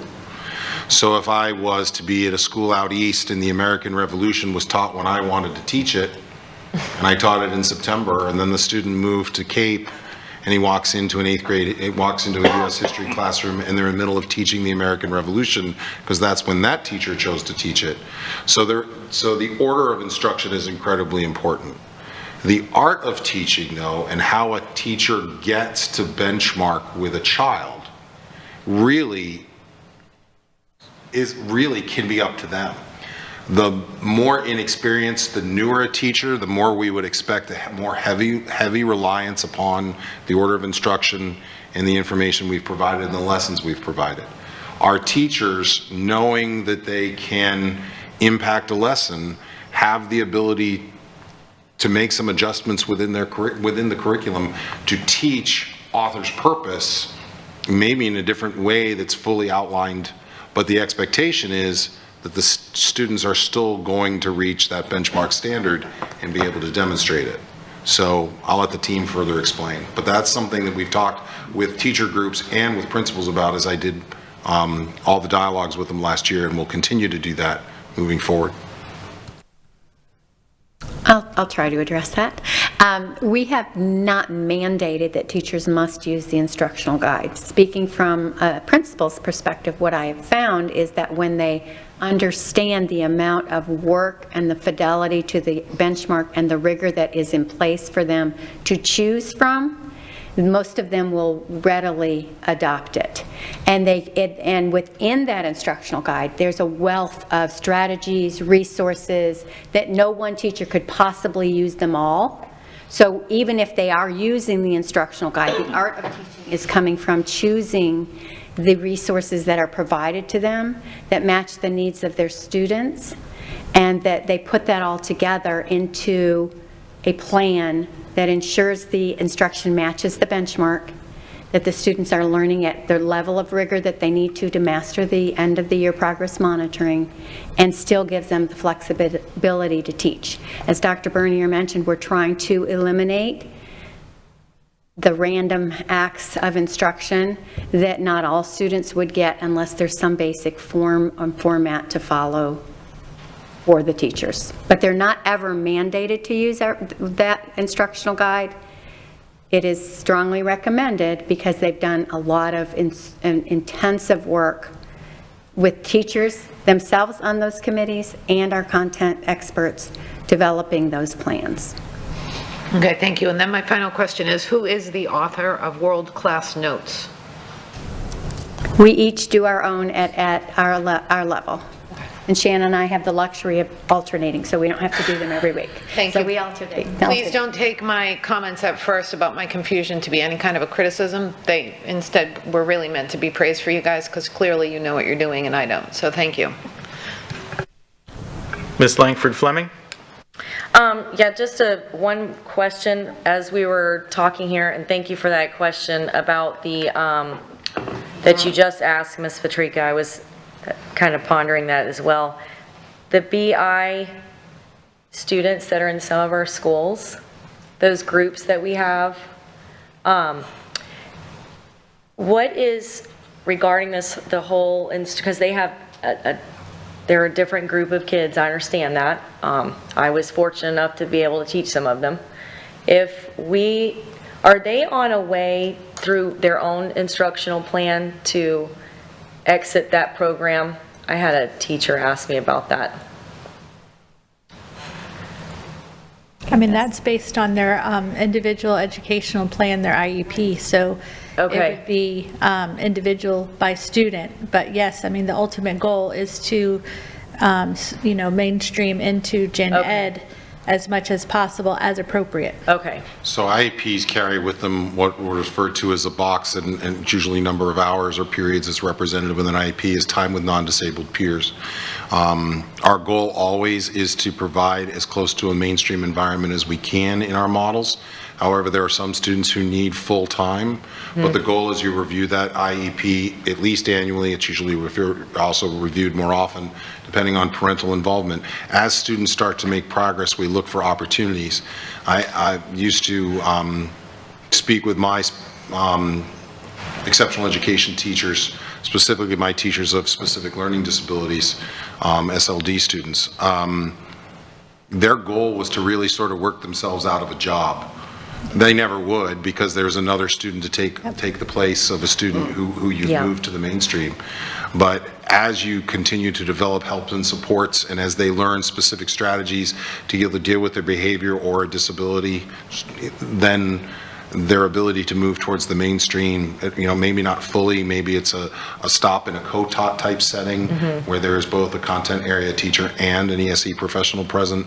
But eventually, the goal for our students would be that type of work. And if not, as we move through middle school and high school, we begin to identify post-graduation goals in those IEPs to determine the level of independent living. So, in a perfect world, yes, but in the real world, we try to get to the students, and I go back to our mission statement, their fullest potential. That's what we try to accomplish. Okay, thank you.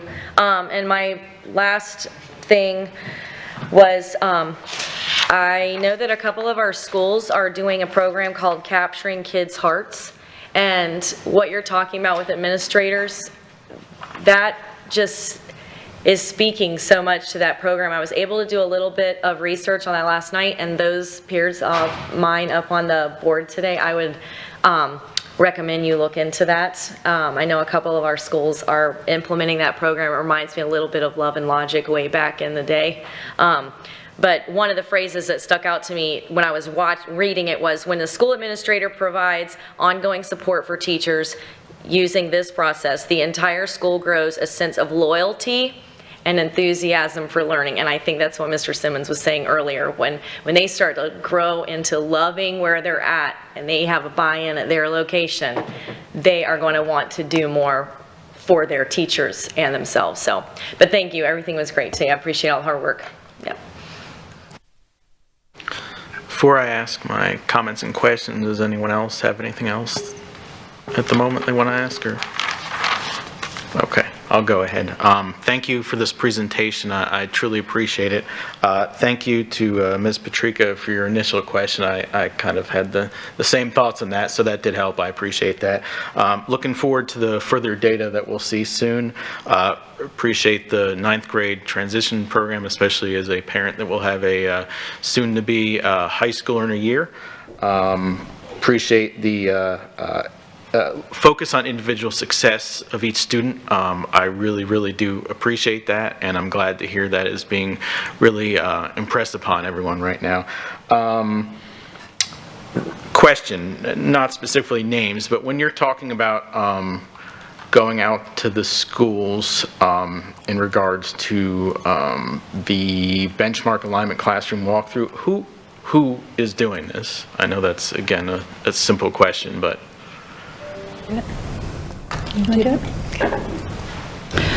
So if you're talking about the monthly walks that will occur with principals, we'll have each principal's group at each grade level meeting at an individual school.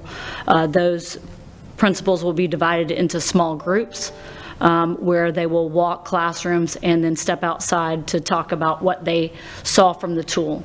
And really that's about collaborating to really calibrate, are we all on the same page with what we saw in the room, what we expected to see based off of what the benchmark verbs said we were going to see? Or in some cases, it may be that they might not be reaching the full potential of the benchmark because there's often multiple parts to that, but it may be some individual specific part to that. And so really making sure that we're all on the same page, if we're all the principals, of being in the same place at the same time with the same understanding, so that when we go back to our individual buildings, we can then have those same walks with our assistant principals and teacher leaders, which will then have a trickle-down effect, which is ultimately what creates that pipeline of leaders. That's ultimately what this is about. And so while it takes time away from a day or a period or 4 or 5 hours, really that work is what is going to define what they do for the rest of that month leading into the next opportunity to talk and discuss the next rounds of walks that we do. So that's kind of the gist of what should happen during that particular time. And if your question is specifically related to the walks that Dr. Johnston just put on the board, yes, that's slightly different because Shannon and I, in order to meet the needs of the individual tiers that are listed up there, we each need about 35 spots a month in order to be able to do that. So that's 70 right there. Then they will each have their own level of support, and obviously we can't have everybody that we would love to have there. Dr. Cupid McCoy, Dr. Spiro, Dr. Quisenberry for the elementary, and the other curriculum directors go with the middle and high as they can, and then the content coordinators and coaches are part of those walks. But it's always at least the executive director and the school leadership that are available at that time, and then when the rest of the team, academic services team, is available to join us, they do as well. We'd love to have the whole big team every time. It's just not going to happen with the number of schools that we serve. So I hope that answers your question. Yes, it does. Okay. Understandable, and thank you. Okay, I have one more, and I don't want to take us too off track here, so and it might be more of a Dr. Bernier question, kind of philosophical, and I've heard bits of this up here, but one of the things I want to make sure we're doing is, as I said, I'm looking forward to seeing further data. I appreciate the focus on data and seeing, you know, looking at each student, but now going back to really simplistic terms, are we putting, whether it's administrators, teachers, students in the best possible position to succeed? And what I mean by that is, you know, I know Dr. Bernier had mentioned principals, for example, having the APs help out with some of the work to let them focus on instruction in regards to their school, setting that plan, whether it's ELL, ESC, making sure those resources there, but even the feedback I get a lot, and I'm guessing my fellow board members too, even for teachers, there's a whole lot of distractions in the classroom right now. We get a lot of feedback in regards to discipline, to mobile devices, the same thing in regards to the students, we hear that too. I just kind of wanted to see, making sure that we're addressing those points so we can put these teachers, these students in the best possible positions to succeed. So what you're asking about is the strategic balance between instructional initiatives and then supporting climate and culture. I would suggest, as Ms. Fleming said, that is an amazing system. When I first heard about it, I read it too. When you think about capturing kids' hearts, I love, you know, their website speaks to, you know, relational, intentional, and transformational. So this work in particular is really a subset of a larger picture. So while we've been talking very much about instruction and seeing what goes on in a classroom and having principals become better leaders of instruction, we didn't talk about also teaching our principals and assistant principals about having crucial conversations and how to do that in a manner that supports the educator, supports a child, when either a child misbehaves or a teacher needs to improve their craft. There's ways to do that leads somebody saying thank you when they leave the meeting, or there's ways to do that when they leave the meeting and say, thank you, I'm now going to find another place to work. That is not our goal. Our goal is to address it. So this is about the sort of a microcosm of a much larger picture. If you will, this presentation becomes pretty micro-oriented to just what we're doing in teaching and learning, to monitor instruction, continue to work with the data, continue to analyze, continue to move forward. There's a whole nother set of expectations and supports that they provide in terms of helping our principals deal with an internal audit and findings, to deal with a safety inspection where there's occupant issues. So when, you know, that's the type of stuff I want our principals to be able to hand off. When a teacher has a refrigerator plugged into an extension cord, that has to be fixed. The safety department will say that either has to be plugged into a fused thing or directly to a wall. That's something the assistant principal can go around and do on behalf of the principal, so that they can spend their time. And eventually what you build is a culture of understanding so that people don't keep making the same mistakes again. I'm not really answering your question other than to say that there's a delicate balance between all of these things, and school safety and teaching and learning are always at the paramount. They're both there. So Ms. Patrica's comment about being outside of your building is just one of the reasons why we've taken those meetings to the buildings, because we think it's important for that work to be done, and then release them back and allow their assistant principals to be there, because our assistant principals should be able to work with the SRO and, to Ms. Fleming's comment, the remaining staff in order to support a safe environment while the teacher's out of the, while a principal's out of the building. It's what you counted on every time I left a school building. It's what I count on here with my chief of staff. There's no way to be everywhere, but if we don't do this work, I think I'll go back to Mr. Simmons' point of, if we don't do this work, we'll be doing the same thing we've always done, and we'll still be expecting a different result. So we try to balance that as much as we can, and when you create cultures like what Capturing Kids' Hearts after, you want to talk about a speak up, listen up culture, that will build that. And when that starts to happen and kids own their learning process, as we discussed in the strategic plan work, and our teachers understand what our kids want to learn and help them get to those points, then you'll find students engaged in the work. And that's what I refer to as the wow of education. When we work on the work, an amazing thing happens with behavior. When kids are interested and love what they're learning, you don't have to do the walk, which is to work on a kid, W-O-K. If we work on the work and we make it valuable and meaningful to our children, which our teachers do every day and try to do every day, and our assistants, principals, and our principals do, but when we get even better at it, you'll see some of those other distractors drop. And you'll see attendance rise, and you'll see discipline fall. And those are some of the KPIs that we're so excited about sharing with you on the 16th as we start to delve into the data and start talking about gaps between some of our student groups and where we are. And in some cases, we're going to be asking for numbers to rise. In other cases, we're going to be asking numbers to go down. The number of assessor events, for instance, the serious issues that occur in our school, we expect those numbers to continue to drop. That's our expectation, and we'll work on that at the same time we try to improve classroom instruction, and the outcome for our children. Okay, thanks. I just want to make sure, there's trepidation. Everyone has so much on their plates right now. I just want to make sure we're getting these healthy and positive learning environments so that we can really work on this. We've obviously had huge distractions between COVID and Ian, and hopefully nothing this year. So, yeah, I won't say it too loud, but just want to make sure with that going forward, that with these other distractions, everything going on. So, thank you. Anything else? Okay. Thank you, team. I appreciate it. Next up is public comment. Attorney Dupree Bruno, please address public comment. There's nobody here for public comment, Mr. Chairman. Okay, just confirming, nobody in the audience. Okay, now moving on to good of the order and board comment. I will start with Ms. Patrica. Thank you. So, excuse me, I've told a couple of you this story. Part of my vacation brought me to Alaska, and each of my shore excursions that I did, the narrator or the tour guide talked about the schools.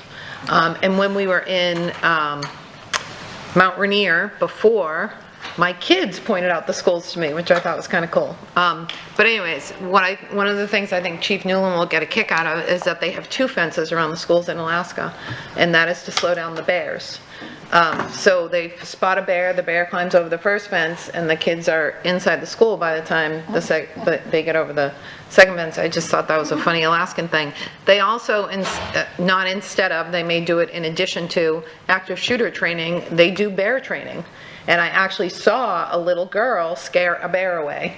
And the tour guide person was telling us that was because of the training that she received in school. A little, 5-year-old girl scared a bear away right in front of my own eyes. I thought that was kind of cool. If I may, through the chair to the chair, ask, where do we stand in terms of FSBA Master Board training, please? I think that we as a board sort of asked for that. So may I get an update, please?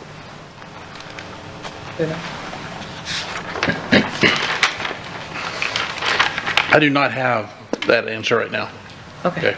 I'll get back to you with it. Great, thank you. And then the other thing I wanted to talk about was ITF, Insurance Task Force meeting. I think I've mentioned to y'all that ITF, I'm just a liaison, I'm not on the committee, but ITF has worked so incredibly hard this summer to come up with, they're doing 6 ITNs for various employee benefits. And what I want to stress to the board is the volunteer nature of the work that they're doing, not necessarily the insurance and benefits employees, but the other people who sit on that committee have volunteered tremendous amounts of time to vet these companies and the benefits and the pluses and minuses of each of the companies that submitted a bid. And I just want to express my appreciation to them and bring to your attention the amount of work that they've done. In addition to that, there's a woman on the committee who works in insurance and benefits. Her name is Heather Parker, and she is in charge of wellness for the district. I don't know if I'm saying the right thing, but she is just so energetic and so passionate about making sure that we keep our insurance costs down through improving lifestyles. So every time she comes in front of us and tells us something she's done, it shows a significant increase over the group that did it last year. So They did a hydration challenge, I guess, this summer, and last year there were maybe 76 people that participated, and this year there were more than 200 people that participated.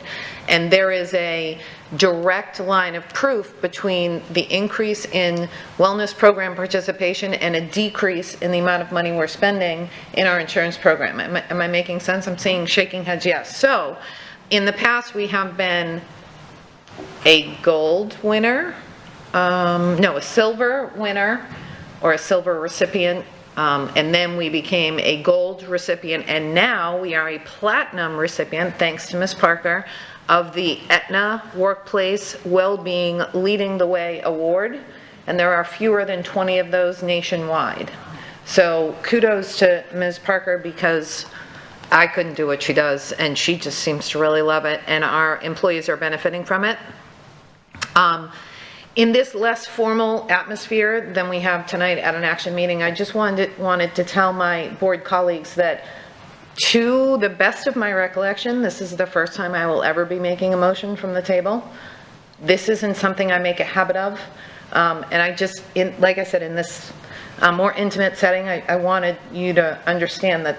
And I think Kathleen and Debbie will tell you that I've really never done this before. So I just wanted you to have that as background. And finally, as we enter the school year, I'm a little bit nostalgic. This is the last time I will enter school year as a parent in a traditional Lee County Public School. Seriously, I've got 2 rising seniors, and I've got a son who's a junior, but he will be dual enrolled at Fort Myers Tech for his senior year. So this is my last open house and my last all of those things, and as I approach it, I have incredible gratitude for all of the work that's gone into the open houses and getting ready for the first day of school. I want to thank students and teachers and administrators and all staff.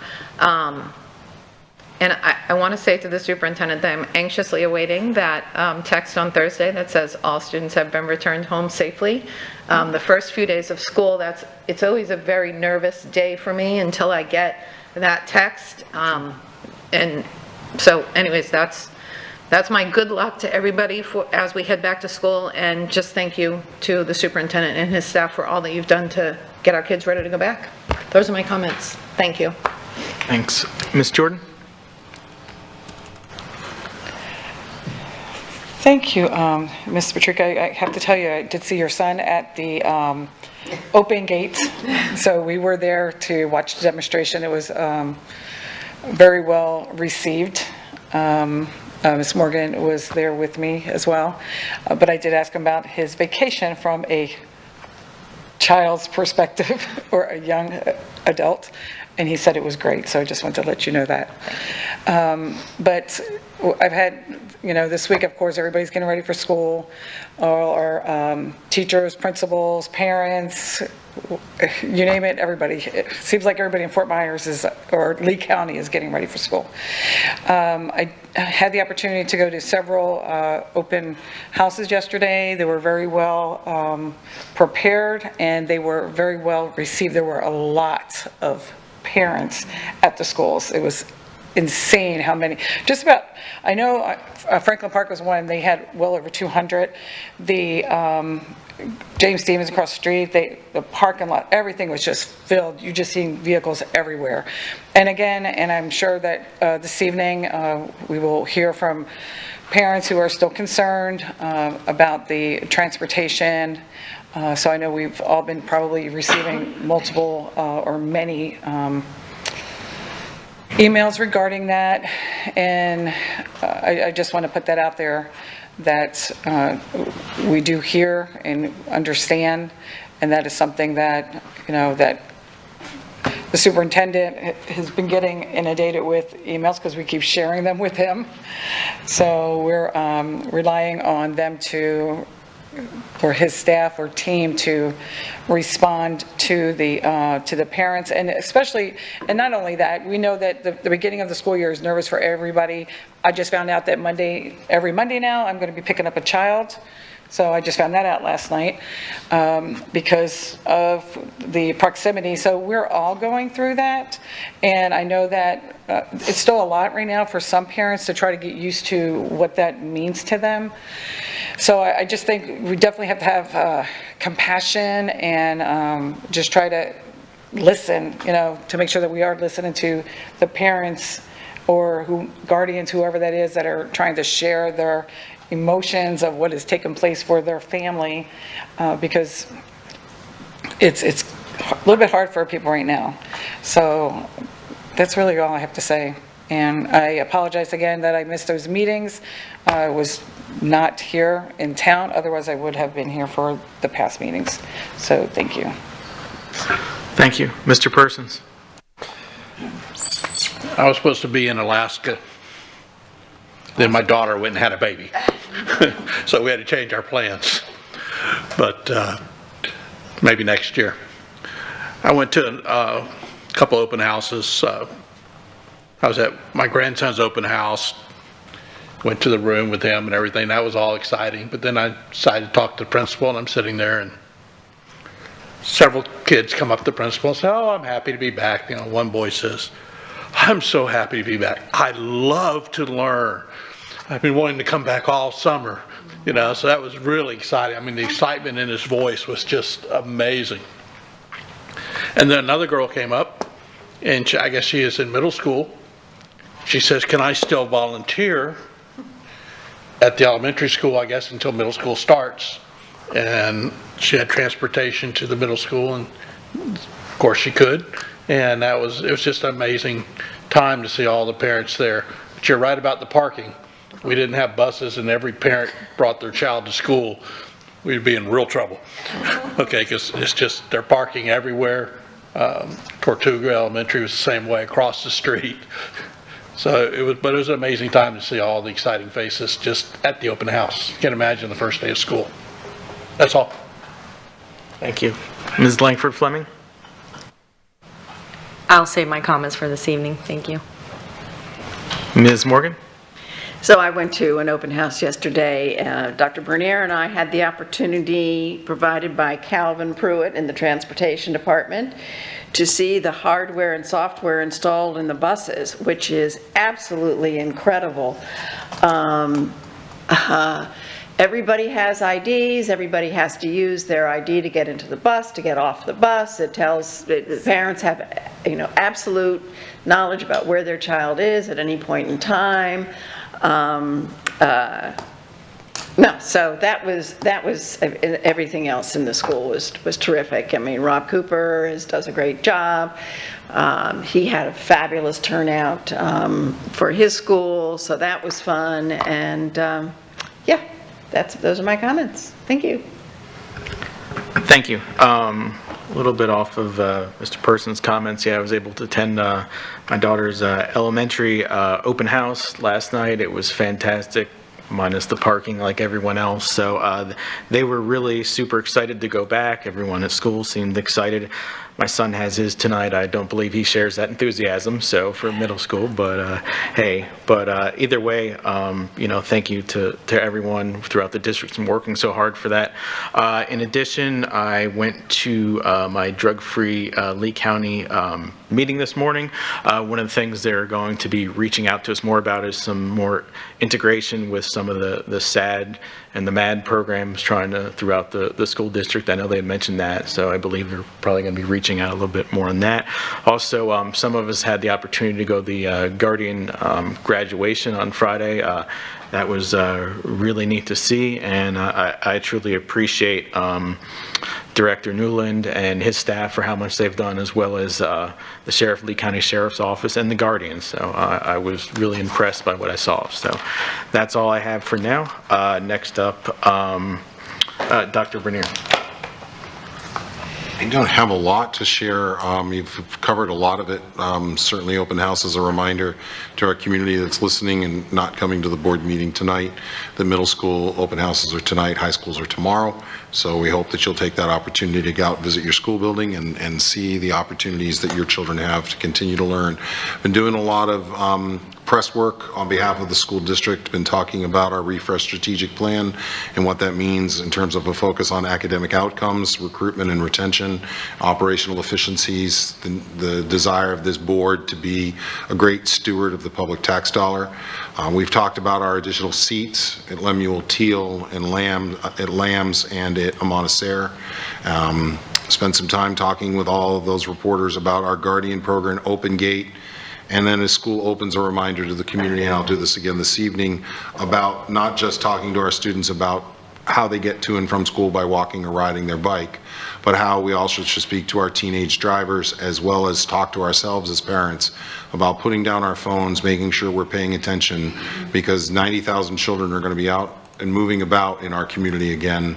And as drivers and with our buses now back on the roads with flashing red lights, please make sure that we're doing everything we can to ensure that we get through a very successful day, because like Ms. Patrica, there's nothing better than that phone call from Roger Lloyd, text message from him that said the buses are all back in the compounds and students have been delivered. The last thing I guess I'll share again tonight as well, just some information about patience over the first couple of days. It's a new system. More people will be driving. More people will be driving because they don't trust our bus system. And then eventually they'll see that the buses are arriving and they'll start to trust the bus system. But on that first day of school, our principals and teachers are prepared for what we call the influx of humanity, right? We have a lot of people coming and wanting to visit classrooms and crying on the way out as they've dropped off their kindergartner for the very first time. So be patient with us on the first couple days of school. I'm kind of excited that we started on a Thursday and Friday.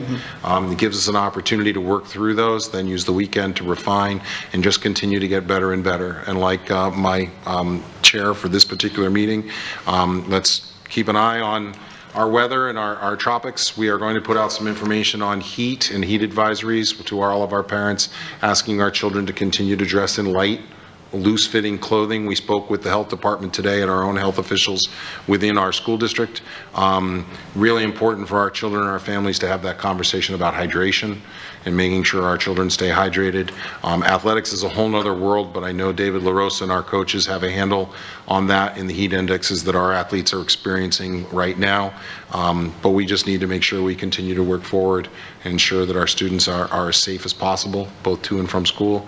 And I'll gather some additional thoughts for this evening, but thank you for me today. Thank you for a rigorous discussion about what we're trying to do to move the academic needle with our children, and the amazing teachers that we have, the amazing principals we have who are committing to this work. It's not extra, it's a refinement of what we're doing.